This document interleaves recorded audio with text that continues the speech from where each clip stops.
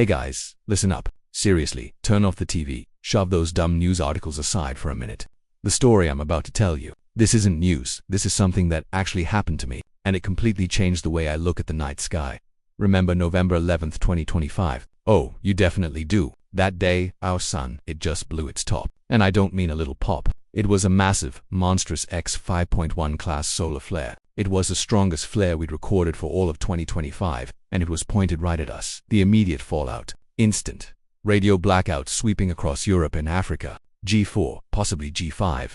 Geomagnetic storm warnings, screaming everywhere. The experts were predicting satellites could fall, GPS could fail. And I'm emphasizing this part, the power grid could collapse. They had power grid warnings out for 11 states, man. But here's the thing that made my hair stand on end. I'm Dr. Anya Sharma. My job is to look up, and on the very same day the sun blew, I was tracking an interstellar object called 3IATLAS, and here's the twist, Atlas. This mysterious thing passed behind the sun exactly at 11:11 a.m. 11:11.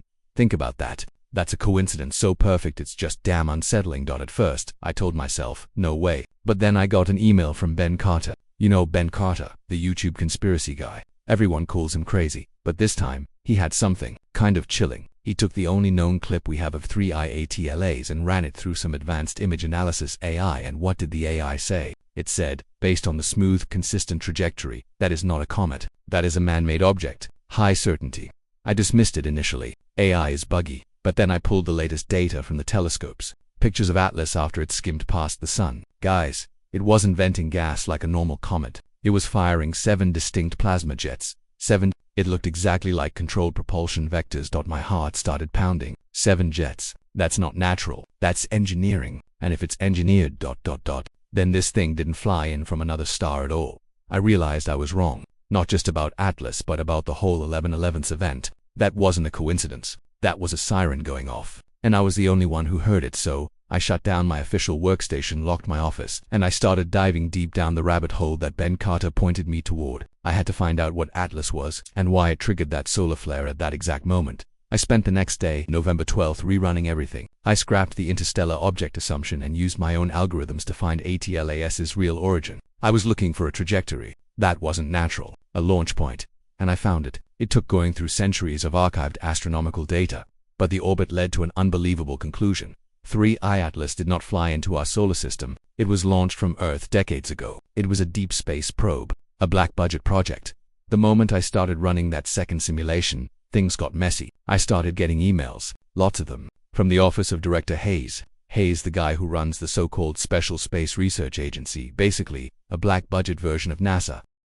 They demanded I cease and desist immediately from all off-protocol analysis of Atlas data. They started planting rumors on science forums that I was showing signs of professional burnout and needed a vacation. They were trying to discredit me, but the interference just solidified my belief. I knew I was onto something huge. And then, the G4 storm actually helped me. While the satellites were going nuts with interference, I picked up an old encrypted telemetry signal hidden within those plasma plumes.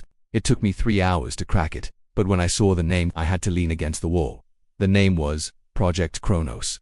Kronos, the god of time. It wasn't a comet. It was a solar energy activation device. It was designed to manipulate the sun's magnetic field to control Earth's space weather. It sounds insane, but the data was undeniable. The X5.1 flare on 11/11 wasn't natural. It was a button press from Atlas. And what was their goal? Maybe good, to begin with. Maybe to stop a bigger storm. But the system was failing. The last bit of data I decrypted made my blood run cold. Atlas wasn't done with X5.1. It was charging up for a second, much bigger activation. This time, it aimed to merge the existing smaller CMEs into one superstorm, what weather guys were calling the cannibal CME. This wasn't just local outages anymore. If the cannibal CME hit, it would wipe out the entire global power grid. Billions thrown into darkness. Civilization-ending chaos. I looked at the clock. Predicted activation time. Early the next morning. I had less than 12 hours. I knew right then I couldn't do this alone. I needed someone who could get this information out fast. Someone the government hated. Someone people already called crazy. I picked up the phone and called Ben Carter. I was straight with Ben. Look, I don't have time to argue about flat Earths. You were right about Atlas. It's man-made. It's Project Kronos. And it's about to kill us all. Ben didn't blink. He was born ready for this kind of stuff. He said, I'm setting up the live feed. Just get me the evidence. The plan was for me to get to the main observatory. It was the only place with a satellite uplink strong enough to punch through the storm's interference. and broadcast a global warning.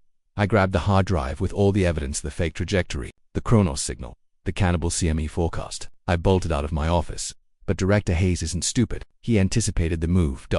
As I reached the observatory's main gate, headlights flared up. Hayes and two massive security guys blocked my path. Hayes stepped out, his face stone cold. "Dr. Sharma, you are in violation of national security. Hand over the device.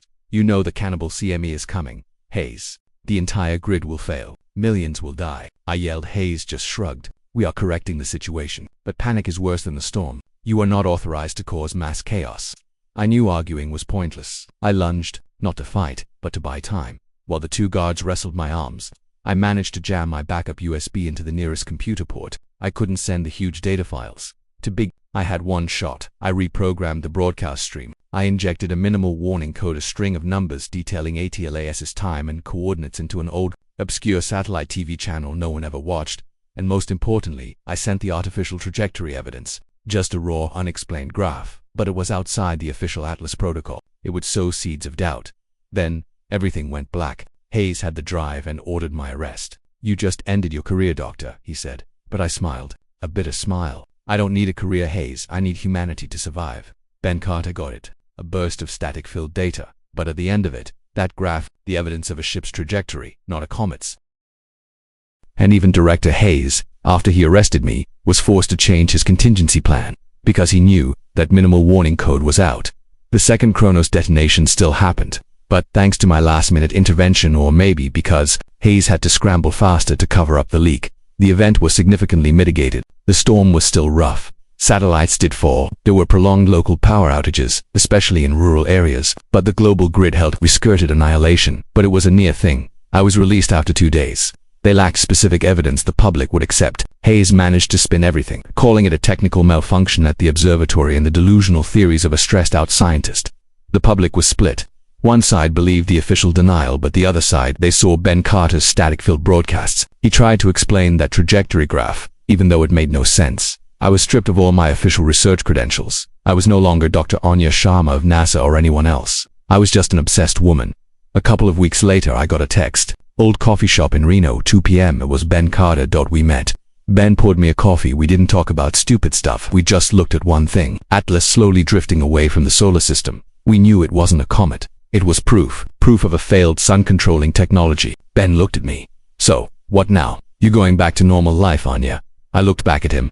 "Normal? After I saw a man-made spaceship try to wipe out the world's power grid? No way, Ben. Project Kronos wasn't Atlas. Atlas was just a tool. The real question is, who created Kronos?" We shook hands. Not a scientist and a conspiracy guy, but two partners, the only two people who know the truth. This time we aren't chasing comets anymore. We're chasing the secret organization that played God with our sun. And I swear, I'm going to drag them into the light. Guys, I'm going to keep you updated on everything. No matter how hard the government tries to cover this up, I'll find a way to tell the story. Hit that subscribe button if you want to know who is really holding the remote control to the sun.